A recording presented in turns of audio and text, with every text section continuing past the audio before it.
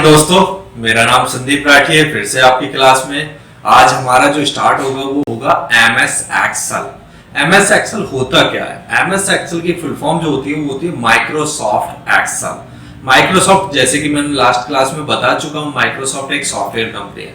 और हम यदि बेसिक की बात करें या एज ए कंप्यूटर ऑपरेटर की बात करें या डीसी की बात करें, तो सबसे ज्यादा जो हाईलाइट किया जाता है वो एक्सेल को किया जाता है। क्योंकि एक्सेल किसके लिए होता है? कोई क्वेश्चन आपसे इंटरव्यू में पूछ सकता है कि एक्सेल का यूज क्या है। तो एक्सेल यूज होता है अकाउंट के लिए, कैलकुलेशन के लिए, मैथमेटिक्स, जहां भी कैलकुलेशन से रिलेटेड वर्क होता है वहां पे एक्सेल का यूज होगा ही होगा। तो एक्सेल को स्टार्ट कैसे करते हैं? एक्सेल का सबसे पहले मैं आपको एक्सटेंशन बता देता हूं। एक्सेल का एक्सटेंशन होता है .xls। इससे पहचान होती है कि आपका जो फाइल बनी हुई है वो किस सॉफ्टवेयर में ओपन हुई। तो एक्सेल, इसका एक्सटेंशन जो होता है .xls होता है। और कैसे कैसे क्या क्या काम करते हैं वो सीधे हम स्क्रीन पे चलते हैं कंप्यूटर पे। जैसे आपको कंप्यूटर पे दिखाई दे रहा होगा, आपको डेस्कटॉप, तो इसमें खोलने का तरीका वही, स्टार्ट में गए, ऑल प्रोग्राम में गए, ऑल प्रोग्राम के अंदर मिलता है माइक्रोसॉफ्ट ऑफिस। आप यहां से डायरेक्ट आप माइक्रोसॉफ्ट ऑफिस एक्सेल पे क्लिक कर दोगे तो आपका सॉफ्टवेयर ओपन हो जाएगा। एक तो तरीका ये वाला हो गया। दूसरा तरीका होता है जो आप कीबोर्ड से ओपन करना चाहते हो। तो कीबोर्ड से ओपन करने के लिए आपको क्या दबाना पड़ेगा? विंडो के साथ R, विंडो प्लस R, और इसमें टाइप करना होगा EXCEL।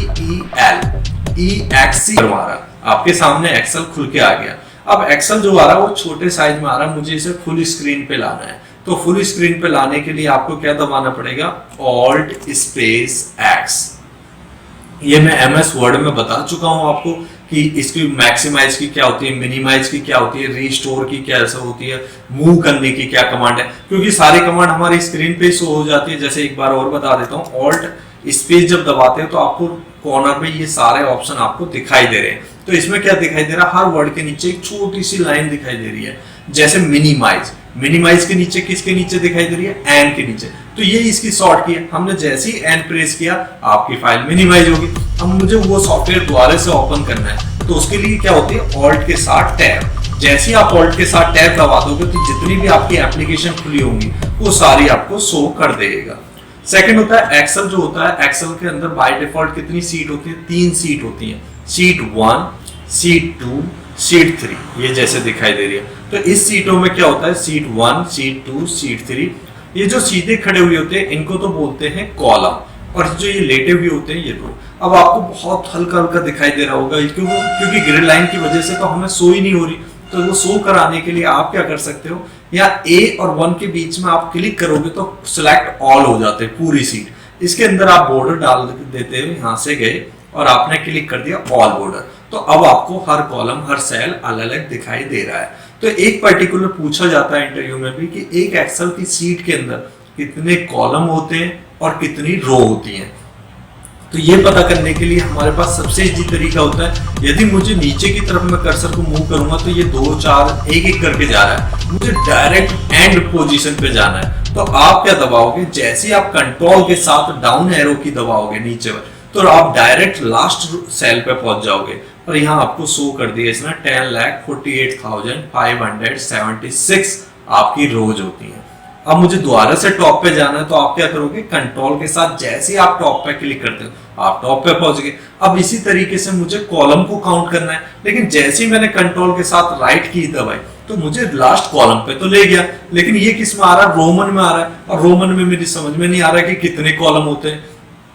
तो कॉलम को वापस लाने के लिए हम क्या करते थे? दोबारा कंट्रोल के साथ, और मुझे इस तरीके से कॉलम काउंट करने हो तो 16,384 होते हैं। लेकिन कैसे पता करते हैं उसके लिए मैं आपको इजी सा तरीका बताता हूँ। A और 1 के बीच में जो ये यहाँ कर्सर है, जैसे ही आप क्लिक करोगे तो यहाँ देखो स्क्रीन पे आपको शो कर रहा है, आपको रो भी दिखा रहा है और आपको कॉलम भी शो कर रहा है कि कितने कॉलम है और कितनी रो है। यदि हमें सेल मालूम करने हो, सेल किसको बोलते हैं? एक बॉक्स को। तो सेल को यदि काउंट करना हो तो कॉलम इंटू रो, दोनों की मल्टीप्लाई कर दोगे, आपके सेल्स आ जाएंगे।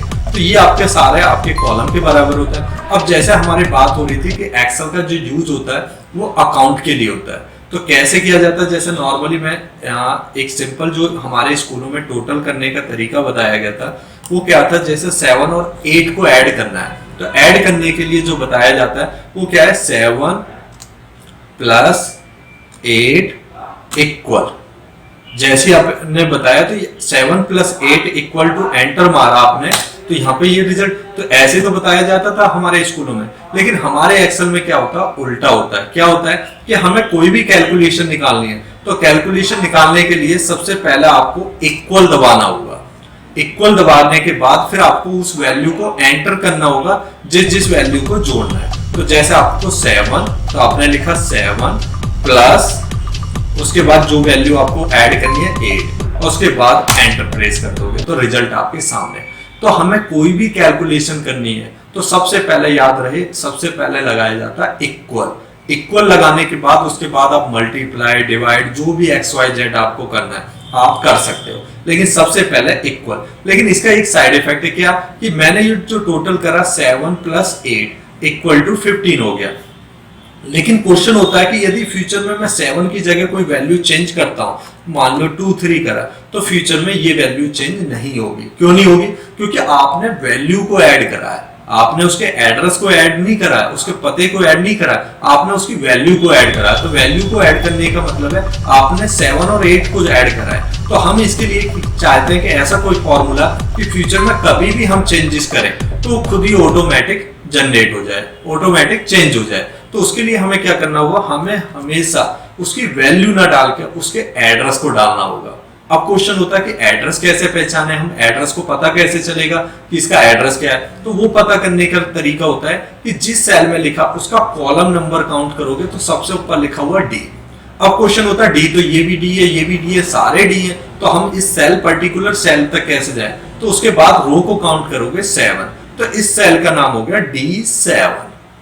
D7 प्लस, अब नेक्स्ट सेल का क्या नाम है, तो इस कॉलम का नाम E और रो का नंबर है 7, तो इस सेल का नाम हो गया E7। एंटर प्रेस करोगे 31। तो क्वेश्चन होता है, ये तो हम डायरेक्ट भी कर सकते थे, 23 प्लस